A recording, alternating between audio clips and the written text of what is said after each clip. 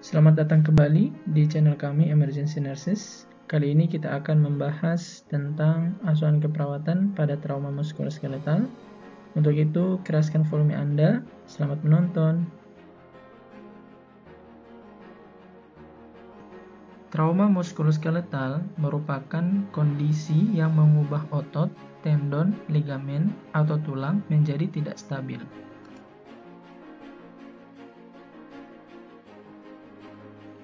Penyebab dari trauma muskuloskeletal dapat disebabkan karena patologis, yakni penurunan densitas tulang karena tumor atau osteoporosis, dapat disebabkan oleh trauma langsung atau tidak langsung, dan dapat disebabkan oleh stres atau tekanan yang berulang. Ketika tubuh tidak mampu menahan tekanan yang terlalu berat, sehingga yang terjadi adalah kerusakan pada jaringan tulang dan kerusakan pada jaringan lunak. Hal ini yang dapat menyebabkan trauma pada muskuloskeletal. Dalam proses asuhan keperawatan dimulai dari pengkajian. Dari hasil pengkajian, mekanisme cedera dan pemeriksaan fisik, didapatkan data subjektif dan data objektif berupa nyeri saat bergerak, bengkak, berjalan pincang, perubahan warna pada kulit, deformitas, kulit teraba dingin pada lokasi cedera, kesulitan melakukan rentang gerak, dan struktur tulang asimetris. Tanda dan gejala tersebut merupakan manifestasi klinis dari trauma muskuloskeletal.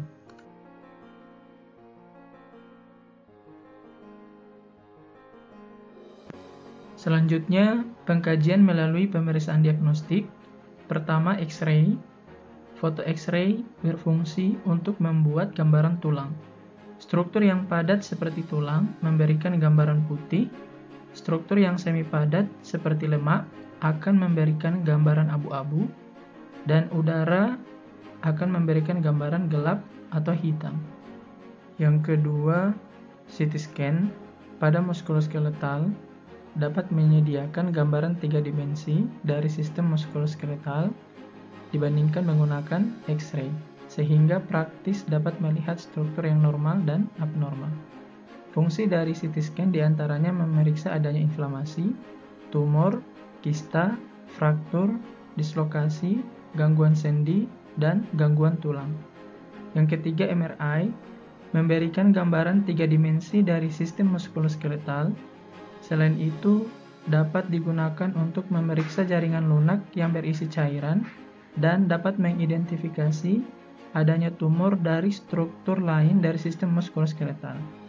Keempat, imobilisasi merupakan penata laksanaan yang menjaga agar lokasi yang cedera tetap berada di posisinya, menggunakan alat untuk imobilisasi selama proses penyembuhan.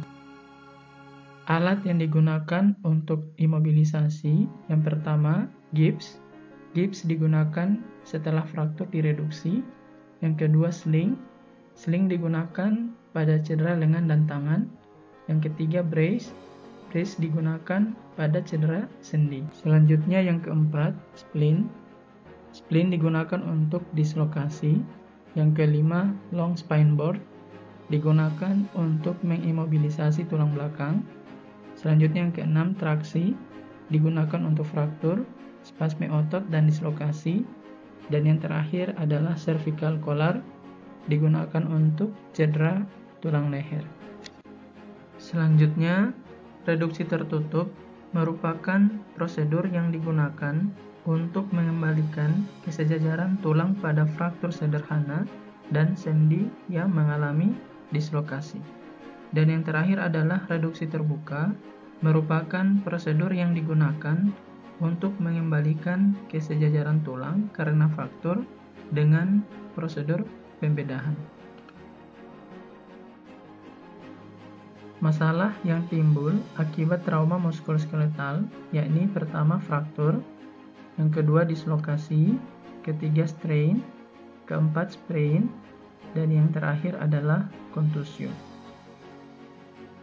Mari kita bahas satu persatu, dimulai dari fraktur. Fraktur merupakan kondisi putusnya kontinuitas jaringan tulang karena penggunaan atau tekanan yang berlebihan pada tulang.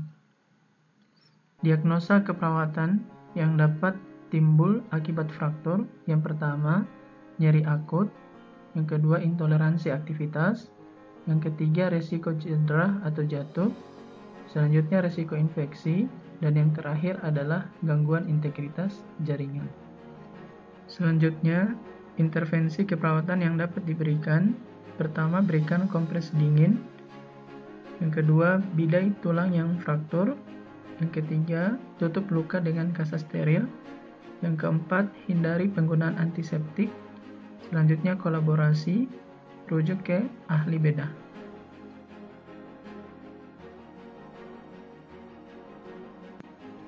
Selanjutnya, dislokasi. Dislokasi merupakan kondisi terlepasnya tulang dari persendian, permukaan masing-masing tulang tidak bertemu.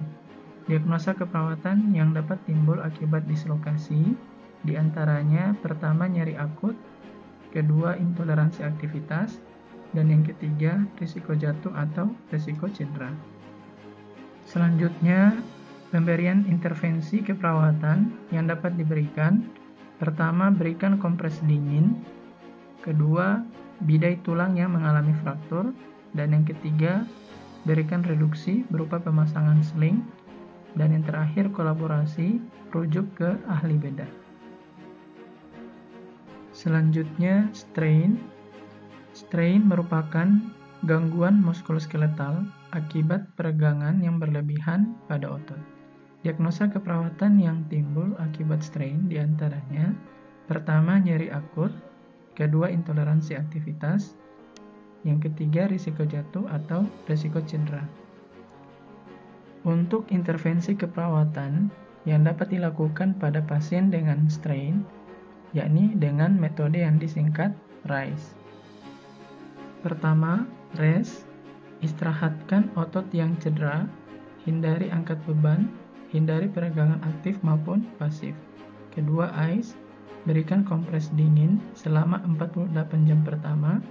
Kompres dingin bertujuan untuk vasokonstriksi dan mencegah terjadinya edema. Ketiga, compression, berikan balut tekan dengan elastic bandage untuk mencegah terjadinya edema. Dan yang terakhir, elevasi, angkat bagian yang cedera lebih tinggi dari jantung selama 48 jam. Selanjutnya, kolaborasi, rujuk pasien ke ahli bedah. Selanjutnya, sprain. Sprain merupakan kondisi meregangnya atau robeknya persendian atau ligamen karena aktivitas yang berlebihan. Diagnosa keperawatan yang dapat timbul akibat sprain diantaranya, pertama, nyeri akut, kedua, intoleransi aktivitas, dan yang ketiga adalah risiko jatuh atau risiko cedera. Untuk intervensi keperawatan menggunakan metode RICE, pertama, istirahatkan otot yang mengalami cedera, kedua, berikan kompres dingin, ketiga, berikan balut tekan, keempat, angkat tubuh yang mengalami cedera lebih tinggi dari jantung, dan yang terakhir, gunakan krup jika diperlukan. Untuk kolaborasi, rujuk ke ahli bedah. Yang terakhir adalah kontusio. Kontusio merupakan luka yang diakibatkan karena trauma tumpul, sehingga menyebabkan perembasan darah ke jaringan subkutan. Adapun diagnosa keperawatan yang timbul akibat kontusio diantaranya, pertama, nyeri akut, kedua, intoleran aktivitas. Adapun intervensi keperawatan yang dapat diberikan pada pasien yang mengalami kontusio, pertama, istirahatkan dan elevasikan area yang terkena cedera. Kedua, berikan balut tekan untuk mengurangi bengkak dan perdarahan. Ketiga, berikan kompres dingin atau es pada area yang mengalami kontusio. Keempat, gunakan alat bantu berupa tongkat, krup atau walker. Dan yang terakhir, kolaborasi berupa pemberian terapi farmakologi, yakni obat analgesik.